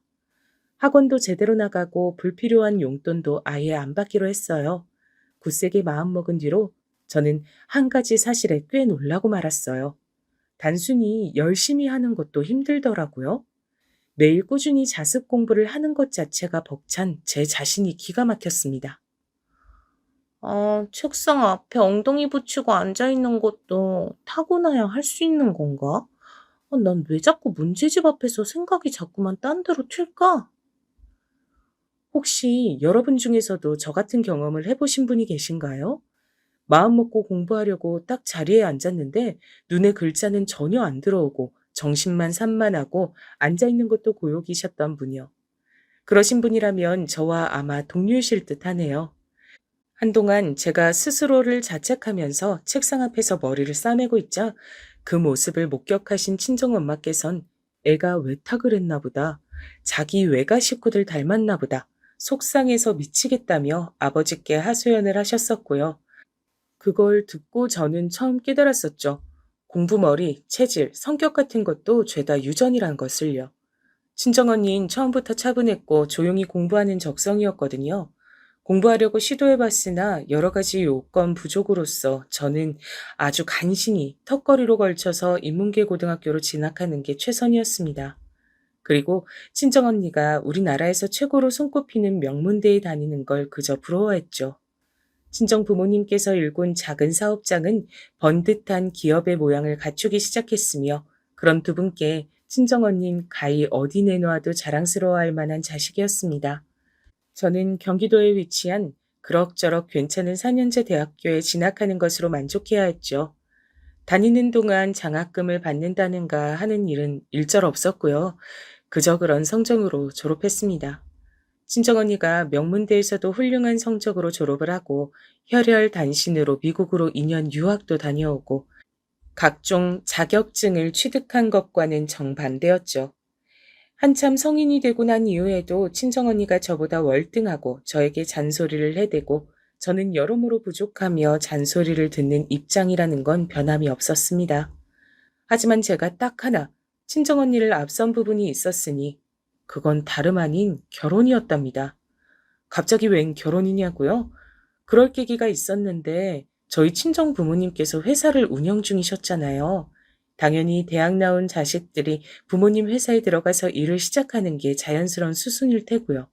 하지만 저는 중학교 때 친정언니한테 잔소리 좀 몇 번 들었다고 심사가 뒤틀려서 반항기를 시작했던 시절의 잘못을 비슷하게 답습하고 말았습니다. 괜히 거기 들어가서 일을 하기가 싫은 거예요. 저와는 비교할 수 없을 정도로 훌륭한 재원인 친정언니가 거기 들어가 있으니까 저마저 그곳에 간다면 사람들이 언니보다 동생이 너무 떨어지네 라면서 말을 할 것이 분명했어요. 그게 너무 싫었습니다. 그리고 다른 이유도 있었는데 친정 부모님께서 힘겹게 이악 물고 세우신 회사에 저라는 오점을 남기는 게 죄송스러워서 그랬어요. 냉정하게 저는 친정 부모님의 회사에 득이 아니라 실일 것 같았거든요. 매사에 최선을 다하고 살아오신 친정 부모님의 소중한 결과물에 저처럼 어중간한 인력이 들어가서 좋은 평균치를 떨어뜨리고 싶지 않았습니다. 이런저런 핑계를 대며 저는 작은 사무실에 취업해서 저의 첫 사회생활을 시작했었죠. 그런데 혹시 규모가 작은 사무실에서 일을 해보신 분이라면 알겠지만 그런 곳은 비밀이 없습니다. 동네 사랑방이 따로 없어요. 게다가 저 같은 미혼의 젊은 여자애가 신입으로 들어온다? 그럼 무조건 고참 기혼 여성들의 표적이 됩니다. 저는 입사하고 나서 정확히 이틀 후부터 왜 연애 안 하냐, 왜 결혼 안 하냐, 이런 소리를 귀 따갑게 들었습니다. 기혼자 상사분께서 소개팅을 주선해 주셨을 때 멍청하게 고개를 끄덕이고 말았죠. 애석하게도 저는 상사분께서 직접 주선해 주신 분과 소개팅을 거절하지를 못했고요. 자리에 나갔다가 그대로 코가 깨고 말았습니다. 상대는 꽤 잘 사는 집 자제였어요. 그때도 언뜻 들은 부분이었지만 옛날에 헐값에 사두었던 부동산이 그야말로 수지를 맞아서 집안에 돈이 좀 생긴 경우였다고 합니다. 제가 집이 좀 산다고 하니까 상사분이 그런 집의 남자를 얼른 저한테 붙여주셨던 거죠. 그 남자는 전문대를 나와서 아주 그저 그런 중소기업을 다니고 있었어요. 하지만 집안 사정이 여유로우니까 신수는 훤했습니다. 그런데 정말 대박이었던 게 뭔 줄 아시나요? 제가 그 남자와 초면이 아니었던 겁니다. 어딘가 익숙하다 싶었더니 제가 중학교 시절에 어설프게 방황하며 시간 낭비를 하고 있던 때 그때 노래방과 오락실 등지에서 몇 번 마주쳤던 사람이었어요. 양아치 놈들이 집 앞에 있기로 유명한 공고의 교복을 입고 있었고 명찰의 이름이 굉장히 특이해서 친구들과 봐두었던 기억이 선연했습니다. 그 남자와 사귀게 됐어요. 거의 운명이라고 여겼으니까요. 완전히 빠져들어서 금세 진지한 감정이 됐고 어느새 결혼까지 하게 됐던 거예요. 사실 제가 친정 식구들은 한 목소리로 반대를 했지만요. 어쩔 수 없이 제 결혼을 시켜주었던 건 정말 부끄럽게도 제가 임신을 했었기 때문입니다. 남편과 저의 인연을 이어준 그 상사분에게 비싼 가방 하나라는 사례까지 하고 난 뒤 얼마 후 퇴사를 했었고 저는 태교를 하며 지냈죠. 근데 몇 주 뒤 병원에 정기검진차 가봤다가 안 좋은 소견을 들었어요. 유산 가능성이 있단 것이었죠. 청천벽력이었고 그 후로 열심히 관리를 해봤지만 끝낸 유산 판정을 받았습니다. 약물보단 수술이 낫다고 해서 그렇게 했고요. 그런데 수술하고 나서 보인 남편의 반응이 정말 별로였어요. 저한테 왜 그렇게 우울해하냐면서 이미 벌어진 일은 어쩔 수 없는 건데 죽상 좀 하지 말란 식으로 말을 하더군요. 보는 사람까지 같이 우울해지는 것 같다면서 저한테 표정 관리를 하라고 했습니다. 아기를 유산으로 잃은 사람한테 표정 관리라니요? 시댁도 매한가지였어요. 애 가진 여자가 얼마나 몸 관리를 허술하게 했으면 유산을 격리하며 저를 질책했습니다. 집안 형편이 어렵지 않다길래 그게 마음에 들어서 흔쾌히 허락하고 며느리로 맞았더니 너무 섣부른 결정이었다며 후회하고 있단 말씀들도 하셨죠. 제가 그런 소리를 듣고도 가만히 있을 순 없었네요. 게다가 유산 후유증으로 너무 힘든 상태였는데 저를 향한 비난까지 들으니까 제정신일 수가 없었어요. 남편한테 선언했습니다. 네 가족들 죄다 내 앞에 한날 한시에 집합시켜서 나한테 사과를 시키든가 아니면 우리 이혼하든가 해. 둘 중 하나야? 뭐라고? 네 가족들? 너 말하는 꼬라지가 그게 뭐야? 유산 하나 한 것 같고 세상에서 가장 큰 비극이라도 겪은 것 마냥 유세가 아주 장난이 아니네. 야, 너 진짜 이렇게까지 예민한 여잔 줄은 몰랐다. 피차 더 피곤해지기 전에 빨리 갈라서자. 당장 이혼해. 그놈이 양아치들이 많기로 유명했던 공고 출신에다가 허구한 날 오락실에 드나들었던 전적이 있다는 걸 제가 진지하게 고려를 했어야 했는데 섣불리 감정만 따라가다가 모든 일을 그르친 것이었죠. 어쩌면 이런 부모 아래서 태어나고 싶지 않다며 아기가 제 뱃속에서 자기 스스로 떠난 걸지도 모른다는 생각마저 들었습니다. 처음 서로를 보자마자 로맨틱한 인연이라고 청했을 땐 언제고 결혼 딱 8개월 만에 남남이 되면서는 서로에게 오만 쌍욕을 하며 저주를 날렸었죠. 님이라는 글자에 점 하나만 찍어도 남이 된다던데 그 말이 딱 맞았습니다. 이런 기가 막힌 결혼 생활을 끝마쳤을 때 저에겐 수치스러움이 남아있었죠. 부끄러워서 친정에 고개를 들 수가 없었어요. 인생이 어쩜 이렇게 지지부진하게만 흘러갈 수 있는지. 친정 부모님과 언니에게 창피해서 진짜 죽고 싶을 지경이었습니다. 특히 친정 언니는 명문대 대학원까지 나와서 탄탄한 중견기업의 연구원으로 재직하고 있는 사람과 당시에 교제 중이었거든요. 시간이 지나서 이분이 제 형부가 되셨고요. 멋지고 제정신인 상대와 성숙한 결혼 전 연애를 이어가는 친정 언니에 반해 저는 모든 게 볼품없었던 것으로 생각됐습니다. 너 이제 앞으로 어쩔 거냐? 무슨 거창한 인생 계획이라도 세워둔 거야? 이혼하고 나서 2달째 아무것도 안 하고 지내고 있는 것엔 이유가 있겠지? 네? 아버지, 저 이제 겨우 2달이에요. 저도 마음 좀 추스르고 여러 가지로 생각 좀 하면서 제 진로를 탐색해보는 중이에요. 저도 놀고만 있는 건 아니라고요. 아휴, 그러다 또 아무 직장이나 들어가서 아무렇게나 살겠지. 너는 잔말 말고 회사로 들어와. 버틸 만큼 많이 버텼잖냐? 이젠 들어와라. 제가 가서 잘할 수 있을지 모르겠어요, 아버지. 솔직히 언니는 객관적으로 뛰어난 인재잖아요. 근데 전 아니고요. 저라는 낙하산이 피해만 끼치게 되면 어떡하죠? 피해를 끼치겠지. 그건 당연하지. 걸핏하면 피해 덩어리를 불러대겠지. 뻔해. 네?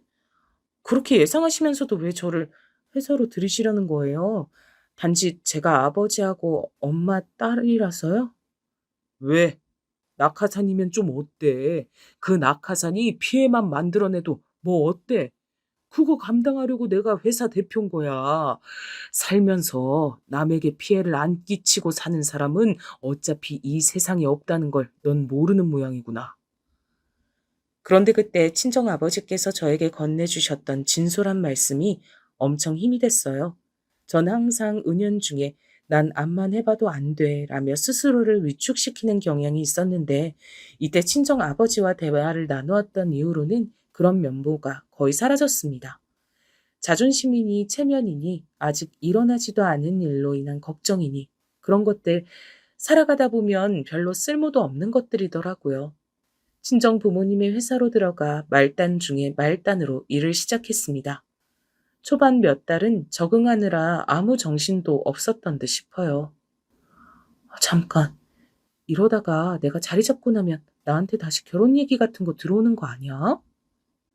그리고 친정 언니가 슬슬 결혼하고 싶다는 뜻을 부모님께 밝혀왔을 때 저는 괜히 심장이 쿵 내려앉았습니다.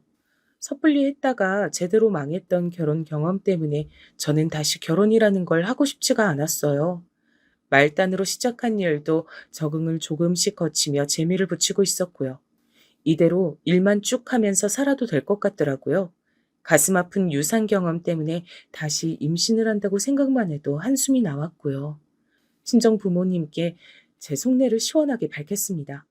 친정언니가 결혼해서 행복하게 잘 살기를 바라며 저는 그걸 지켜만 봐주고 싶지 결혼 대열에 합류할 생각은 전혀 없다고 했네요. 그랬더니 두 분이 씁쓸한 표정으로 제 의사를 존중해주겠다고 하셨어요. 나이가 들수록 느낀 게 어렸을 적엔 부모님께 불평, 분만이 많았고 제가 어른이 되면 더 보란 듯이 잘난 사람이 되어줄 거란 포부도 있었는데 막상 크고 나니까 부모님께서 정말 멋진 어른들이셨다는 게 체감이 되더라고요. 여러분도 그런 경험 있지 않으신가요? 어른이 되고 나니까 내가 우리 부모님의 반이나 따라갈 수 있을까 하는 생각이 분명 저 말고 들어보신 분이 계실 거라고 믿어요. 아무튼 저는 결혼은 뒤로 한 채 일만 열심히 배우며 살았습니다. 그러니까 예비 신랑과의 만남은 제가 작정하고 그런 것이 아니었어요. 마음의 준비 없이 일어나는 교통사고처럼 어쩌다 보니 예비 신랑과 엮여서 고민 끝에 사귀게 됐고 진지하게 서로를 나누는 관계가 됐던 것이죠. 사귀던 도중에 결혼을 약속했었기에 호칭을 예비 신랑이라고 해볼게요. 예비 신랑은 제 과거를 다 아는 남자였습니다. 유산이나 이혼 같은 것들을 다 알고도 포용해 주었다는 것에서 100점 만점이었죠. 냉정하게 사는 형편은 딱 보통이었고요. 예비 신랑이 집안에서 독보적으로 혼자 어릴 때부터 공부머리가 있는 편이었다네요. 그래서 집안 어른들의 예쁨을 많이 받고 자랐다고 했습니다. 하지만 예쁨을 그렇게 많이 받고 자랐다는 사람치곤 성격이 뭐랄까? 꽤나 쿨했어요. 너무 쿨해서 찬바람이 쌩쌩 불었죠. 하지만 기면기고 아니면 아닌 그 성격이 저는 마음에 들었답니다. 여러분은 배우자나 연인분께 결정적으로 빠지게 된 계기가 있으셨나요? 저는 정확하게 있었어요. 중고 물품을 거래하는 아주 유명한 인터넷 카페가 하나 있죠. 저는 거기서 80만 원을 사기당했습니다. 80만 원이라는 거금을 붙이고 거래 물품이 배송 오기를 오매불망 기다렸는데요. 일주일이나 기다렸다가 받은 택배 상자에는 쓰레기만 가득이었습니다. 그냥 쓰레기도 아니고 먹다 남은 치킨뼈가 웬 말인가요? 모욕적이었죠. 여러분의 배우자가 사기를 당했다는 걸 알고 너무 분통해서 눈물을 흘리고 있는 상황이라면 여러분은 가장 먼저 어떤 반응을 보이실 거예요? 제 예비 신랑 같은 경우엔 저한테 이렇게 말했어요. 너는 진짜 별걸 다 사기당한다. 하긴 웬 이상한 놈한테 사기 결혼도 당했었으니 알만하다. 정말 못 봐주겠다. 한숨과 함께 혀를 끌끌 차면서 말을 하는 거예요. 차라리 아무 말도 않는 게 낫지 않나요? 너무 울컥해서 제가 확딱지를 내려고 했던 그때 예비 신랑이 저한테 대뜸 80만 원을 송금해 주었습니다. 사기당한 금액을 왜 저한테 보내주나 싶어서 어리둥절했죠. 사기꾼 놈 잡힐 때까지 네가 2달이 못 먹고 잘까봐 내가 돈 보낸 거니까 사기꾼 잡히면 난 그때 그 놈한테 돈 받을게. 그러니까 너는 80만 원 사기당한 적 없다 생각하고 그냥 지내. 알았지? 그리고 넌 이 다음에 나랑 결혼하면 집안 살림 마음대로 들여놓지 마. 사기당해서 옥장판 사고 다단계 화장품 사고 아 이럴까 미리 겁난다. 참나. 근데 제가 그런 예비 신랑의 모습에 마음이 스르르 풀려버렸던 거 아니겠어요? 뿐만 아니라 예비 신랑이 그 후로 무척 잘생겨 보였습니다. 평소에 참새같이 생긴 얼굴상이라고 생각해 왔었는데 갑자기 늠름한 독수리 같은 인상으로 보였으니 말 다 했죠. 결국 그 사기꾼 놈이 잡히긴 했는데 전과가 하도 많았던 놈이어서 이래저래 복잡했고 돈은 못 돌려받은 채로 그 사기꾼 놈이 감옥 가는 과정을 지켜본 게 다였습니다. 제가 예비 신랑한테 농담조로 80만 원 다시 토해내야 하냐고 하니까 자기는 벼룩의 간을 빼먹을 생각이 없다고 저에게 대답했죠. 그런 면모가 정말 남자다운 남자여서 결혼하기로 약속을 미리 했던 건데요. 약간의 문제들이 있었다면 우선 제가 집안 형편이 어렵지 않다는 표현으로 수중에 돈이 좀 있는 사람임을 애돌로 표현을 해놨었을 뿐 가족 회사에 다니고 있는 중이라곤 안 밝혔단 점이 있었고요. 다음으론 예비 신랑이 변호사가 되기 위해 준비 중이라는 점이 있었습니다. 예비 신랑은 원래 꿈이 변호사였대요. 그런데 상황들이 이래저래 항상 여의치 않았기 때문에 줄곧 평범한 직장 생활을 하고 있었던 겁니다. 변호사가 되기로 아예 작정을 먹은 건 절 만난 뒤였죠. 제가 자꾸만 해보라고 용기를 불어넣어줬거든요. 저는 예비 신랑을 만나면서 영영 잃어버릴 줄 알았던 결혼에 대한 긍정적인 마음을 다시 찾았기 때문에 저도 뭔가 상대방에게 좋은 영향의 변화를 일으켜주고 싶었어요. 변호사 준비에 매진하려면 당연히 일을 관둬야 했죠. 죽기 살기로 매달려도 될까 말까 한 게 변호사라고 했으니까요. 전 슬프게도 공부와 썩 인연이 없는 두뇌였지만 공부에 일가견 있는 사람이라면 항명 알고 있었습니다. 제 친정 언니요. 야, 너 남들보다 훨씬 더 뒤통수 잘 맞고 살팔자로 보이는 거 너도 그 나이쯤 먹으니까 실감되지? 그니까 얼마나 진지한 사이가 되든 간에 부모님 회사라든지 집안 재산이라든지 이런 건 다 드러내지 말고 지내. 그리고 변호사는 진짜 아무나 되는 거 아니다. 그 사람이 허송세월만 날리고 변호사가 안 될지도 모를 일이잖아. 그니까 아무튼 네 패를 굳이 다 까볼 필요가 없어. 친정언니의 입에서 변호사 되는 건 정말 힘든 일이라는 소리를 들은 이상 전 예비 신랑의 뒷바라지를 굉장히 열심히 해야겠다 다짐했어요. 보통의 정신과 체력으론 변호사가 못 되겠더라고요.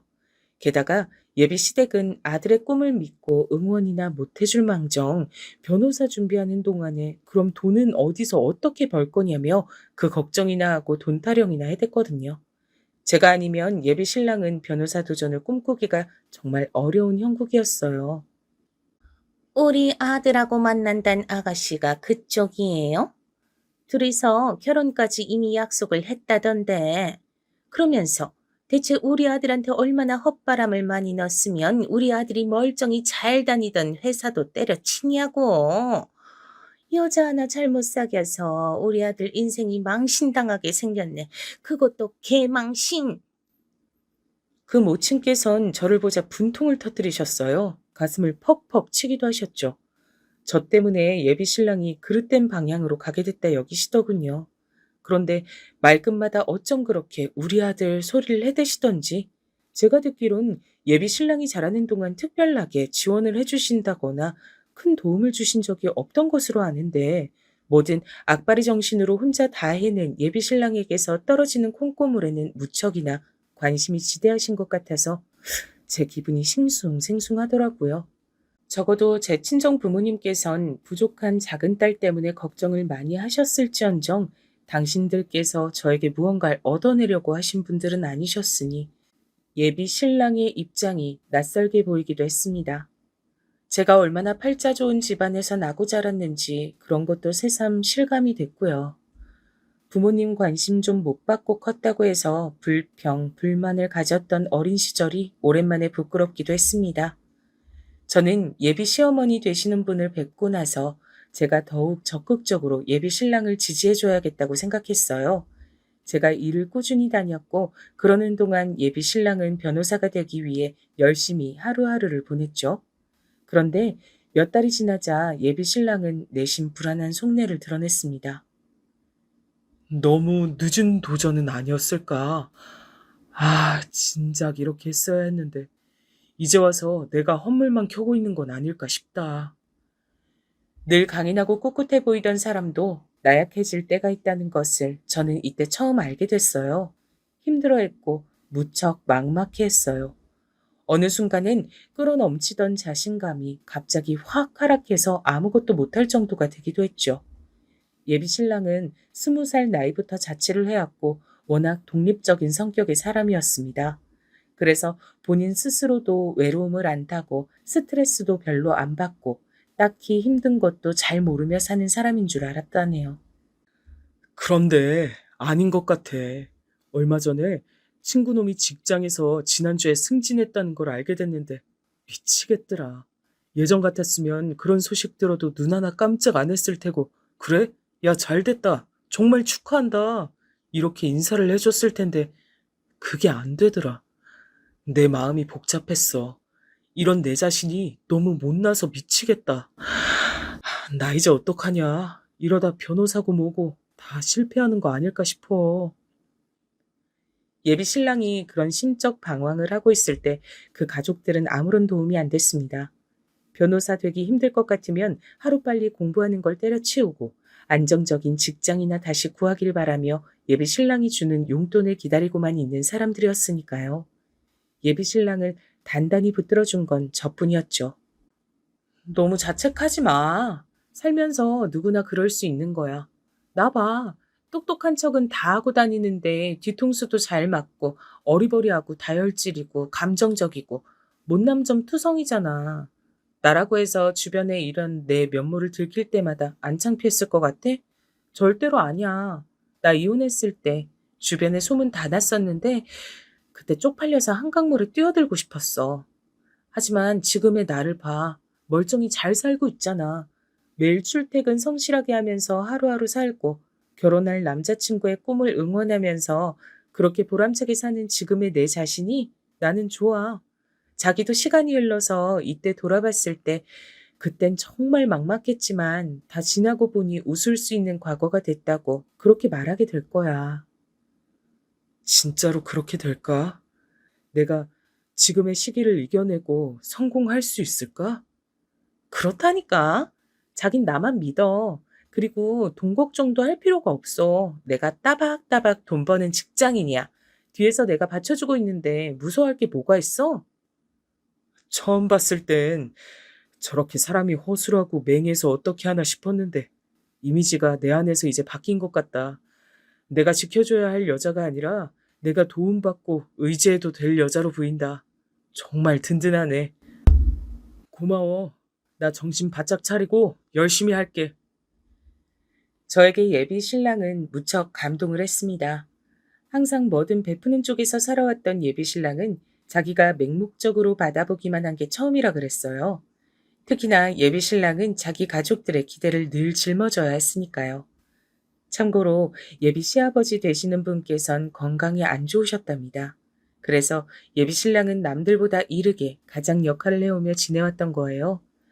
한바탕 예비 신랑이 심적 방황을 거친 게 끝이 나고 다시 공부에 매진을 하자 예비 시어머니께선 저를 향해 놀랍단 눈초를 보내오셨습니다. 이제 보니까 아주 만만치 않은 아가씨였네.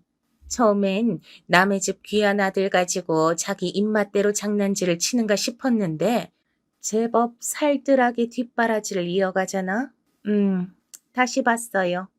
이 정도면 그 정성은 내가 인정을 해줘야죠. 우리 아들을 믿어주고 밀어줘서 내가 엄마로서 고마운 마음입니다. 아니에요, 어머님. 재능과 꿈을 다 갖춘 사람을 그냥 지나칠 수가 없어서 옳은 길을 걸을 수 있도록 전 열심히 응원만 해줬을 뿐이에요. 아, 그리고 이제 말씀 편하게 하세요. 그렇게 해주실 거죠? 저를 아직 못마땅해 하며 경계심 어린 기색을 보이고 계셨던 예비 시어머니를 향해 제가 먼저 부드러운 신호를 보내드렸죠. 그랬더니 그때부턴 말씀도 편하게 하시고 여러모로 저를 허물없이 대하시더군요. 저를 예비 며느리로 정식 도장 찍어주신 것 같아서 저는 좋게 생각했답니다.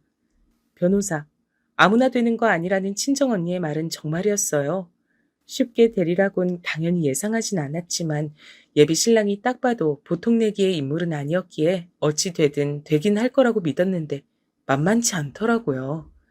변호사 시험에 한 번 떨어지면 다음을 기약하며 또 피눈물 나는 인고의 시간을 보내야 했으니까요. 주변 사람들을 초조하게 만들고 당사자의 애간장을 다 태우는 시험이었습니다. 예비 신랑이 변호사 시험 합격의 문턱에서 정말 아깝게 낙방이라는 고배를 마셨고 전 묵묵히 다시 뒷바라지를 해주었습니다. 예비 시어머니의 사촌언니 되시는 분께서 도중에 심장마비로 돌아가시는 큰 일이 있었는데 그때도 제가 장례식장에 가서 얼굴을 비추고 이런저런 일도 거들었었죠. 예비 시댁의 분들도 그래서 저를 거의 다 알았어요. 제가 묵묵하게 열심히 예비 신랑의 변호사 준비 뒷바라지를 해온 것 그 역시도 모두 알고 있었고요. 그 앞에서 예비 시어머니께선 목에 힘을 주셨었습니다. 특히나 당신의 친정 식구들이 거의 다 얼굴을 비춘 현장이었기에 장례식이었을지라도 자랑할 만한 기회를 온전히 놓치기란 아쉬웠던 모양이었죠. 우리 아들은 내가 낳았지만 정말 인류 최대의 미스테리야. 아니, 공부만 잘하든가 아님 인물만 좋든가 뭐든 하나만 특출나도 될 일인데 뭐 하나 빠짐없이 고루고루 잘나더니 부모한테 효도하겠답시고 그 좋은 머리 썩히지도 않고 변호사 시험을 알아서 척척 준비를 하지 않나. 조선시대 조신한 처녀들보다 더 지고지순한 여자 만나다가 뒷바라지를 받질 않나. 아이고, 우리 아들이 이렇게 대단하니까 기를 쓰고 고된 뒷바라지 하겠다고 자처하는 여자가 일 수밖에 없지. 내가 아들을 잘라도 너무 잘났어. 큰일이야. 그런데 그 자랑을 가만히 들어보면 결국은 돌고 돌아서 본인 자랑이었습니다. 대략 어떤 유형의 인물이신지 그때부턴 제가 제대로 감이 잡혔었죠. 어째서 예비 신랑이 어렸을 때부터 집안 어른들로부터 예쁨을 많이 받았음에도 무뚝뚝하고 초연한 사람으로 자라났는지 알 것도 같더라고요. 확대 해석을 잘하시고 본인 공으로 상황을 돌리는 걸 좋아하시고 호들갑 떠시는 건 더욱 좋아하시는 모친의 영향이 지대했던 듯 싶었습니다. 변호사 시험 때문에 시기가 기약이 없었을 뿐 결혼하기로 사실상 정해져 있던 사이기 때문에 저는 예비 시댁의 이모저모의 얼굴을 비추고 일도 하고 그러면서 지냈어요. 그러면서 제 친정에서도 예비 신랑이 변호사 시험을 다 끝나는 대로 결혼할 거라고 막연히 예상을 하게 됐고요. 제 친정과 예비 시댁의 차이가 있었다면 변호사 시험의 합격 유무를 따지는 것이었습니다. 그렇다면 혹시 제 친정에서 예비 신랑이 변호사 못 되면 결혼도 못 한다고 엄포라도 놨냐고요? 아니요. 놀랍게도 아니었어요. 친정 부모님께선 결혼에 관해선 제가 이제 관심도 없고 자포자기로 살 줄 알았는데 다시 짝을 찾았다는 것에 기뻐하시면서 사위가 변호사든 말든 상관없다고 여겨주셨거든요. 그런데 희한하게 예비 시댁 쪽에선 변호사 시험 결과에 신경을 기울였죠. 우리 아들을 살뜰하게 뒷바라지 해주고 여태까지 배신 안 하고 곁을 지켜줘서 정말 고맙구나. 그런데 설마 우리 아들이 변호사가 끝내 못 되면 그때 돼서 필요 없다고 휙 버리는 건 아니겠지? 그때 가서 우리 아들 배신 때리면 재미없을 줄 알아. 애초에 네가 꼬드겨서 변호사 하겠답시고 우리 아들이 지금 여태 저러고 있는 건데. 네? 아니에요. 그럴 리가요. 저는 애초에 변호사가 되고 싶은 남자를 만났던 게 아니라 평범하게 직장 생활하는 남자를 만났던 것 뿐인걸요. 자기의 오랜 꿈을 향해 도전하는 모습이 좋을 뿐이에요. 만약에 변호사가 못 된다고 하더라도 제 마음이 식진 않을 거예요. 상관없는 얘기니까요. 그러니? 네가 생각 외로 정신머리가 똑바로 박혀있네. 부디 지금 그 말이 입 바른 소리만이 아니었길 바라마.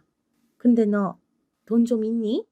사는 형편이 원체 어렵진 않다 들었는데 일을 연봉 많이 받고서 다니는 건 아니잖아.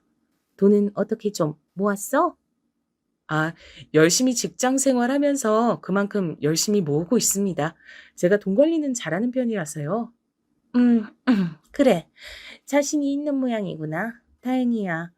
네가 비록 중소기업 라부랭이나 다니고 있지만 우리나라에 널린 것이 중소기업이고 드물게 중견기업과 대기업이니까 능력만 된다면 다들 중견기업하고 대기업에 다니고 싶겠지.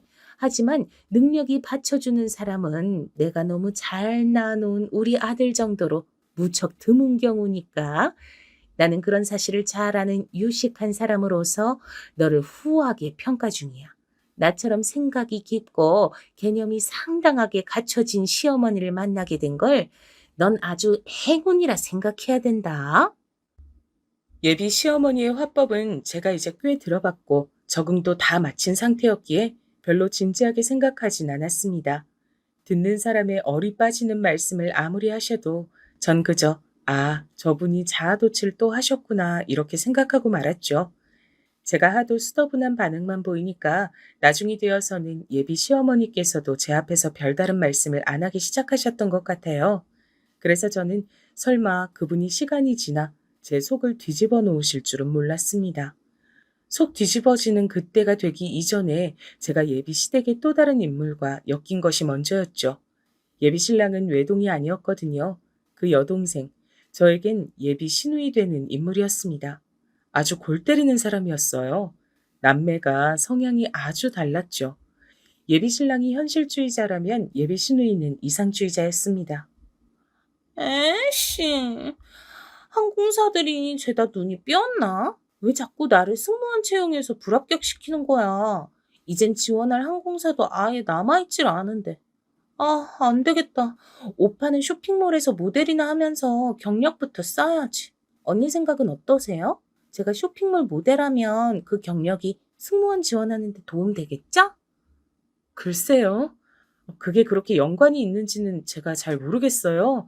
그쪽에 문외한이라서요. 하긴 그 나이 되도록 언닌 중소만 전전하면서 일이나 해오셨죠. 뭘 아시겠나 싶네요. 근데요, 쇼핑몰 모델하다가 연예인으로 빠지는 건 어떻게 생각하세요? 가능성 있겠죠? 어떻게 생각하긴 뭘 어떻게 생각합니까? 문외한이라고 대답을 했는데도 막무가내였죠. 예비 시누이는 이런 성격이었어요. 말을 할 때 뇌를 거치고 말을 해야 하는데 입에서 그냥 막 뱉었어요.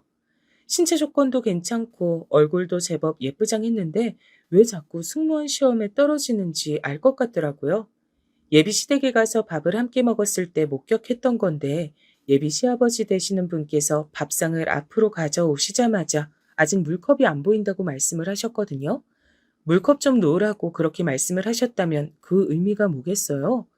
여러분이 만약 이 상황에서 그 요청을 받은 예비 시누이가 되셨다고 가정해보면 어떻게 행동하셨을 건가요?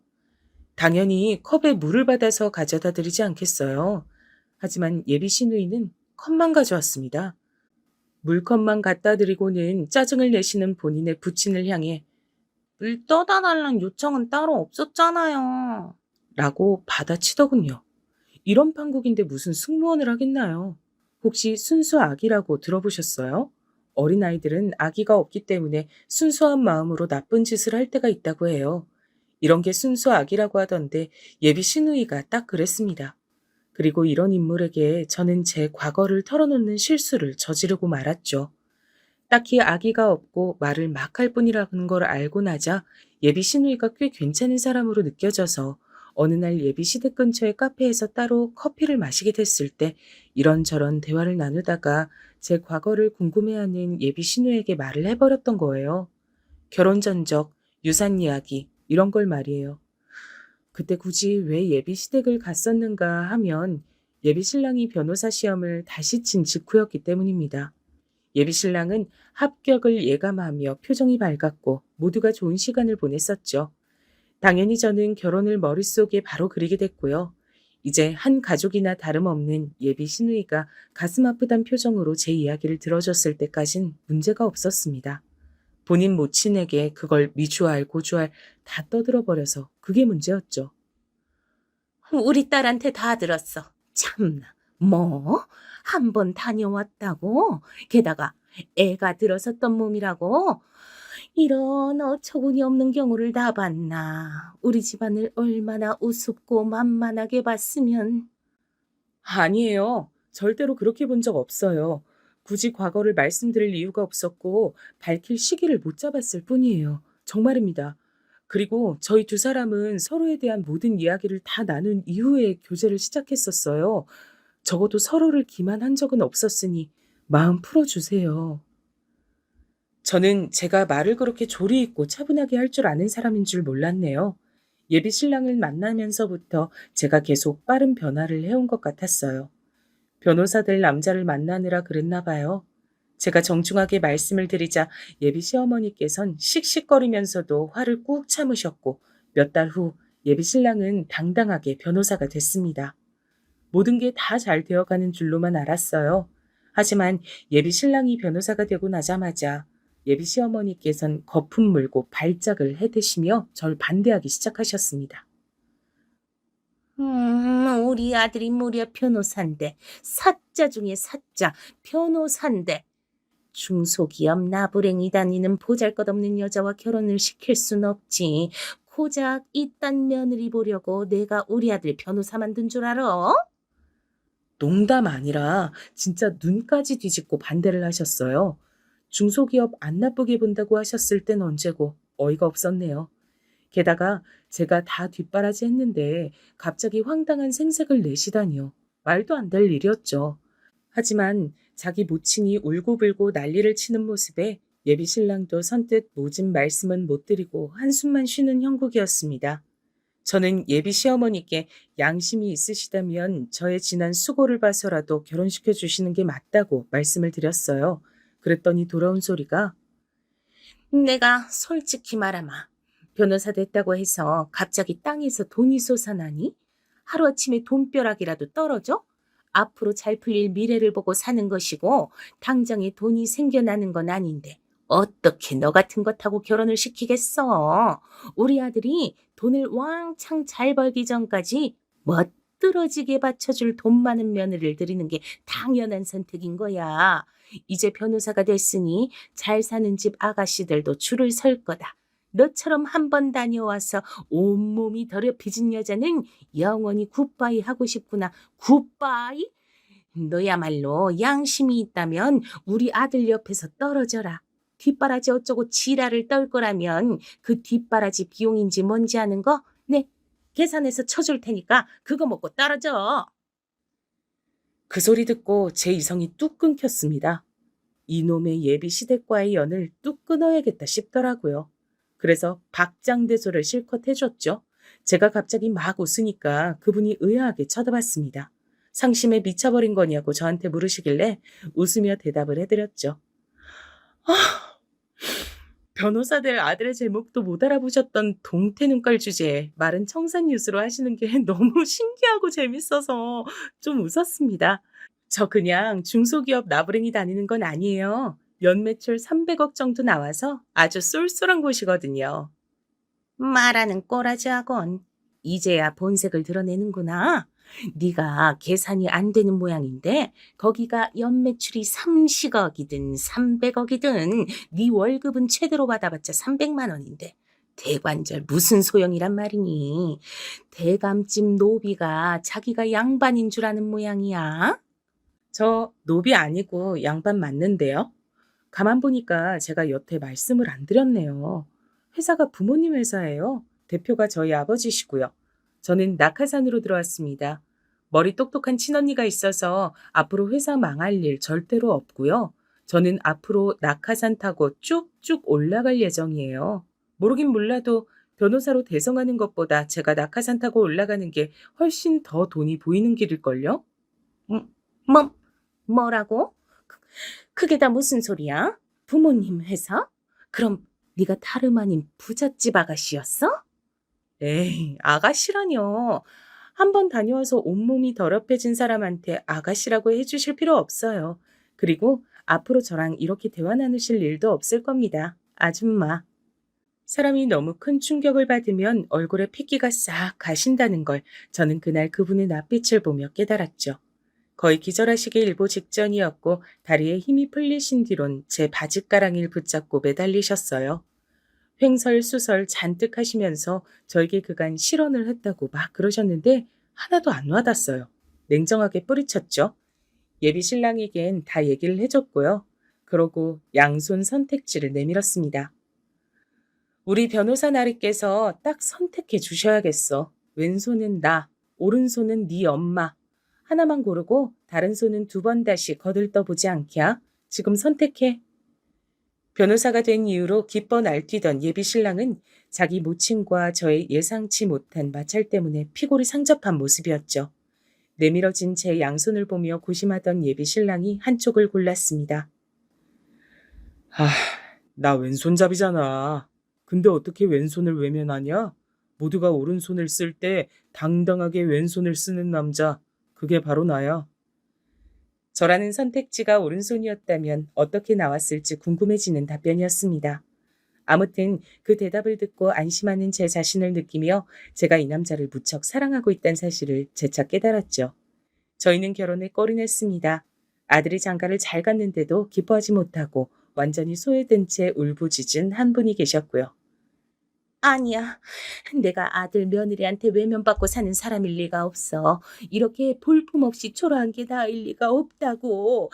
이렇게 되면 주변에다가 자랑을 못하잖아. 자랑을 못하다 뿐이야. 온갖 수군거림을 다 듣는 신세가 됐는데 나 이제 앞으로 어떻게 살라는 거야?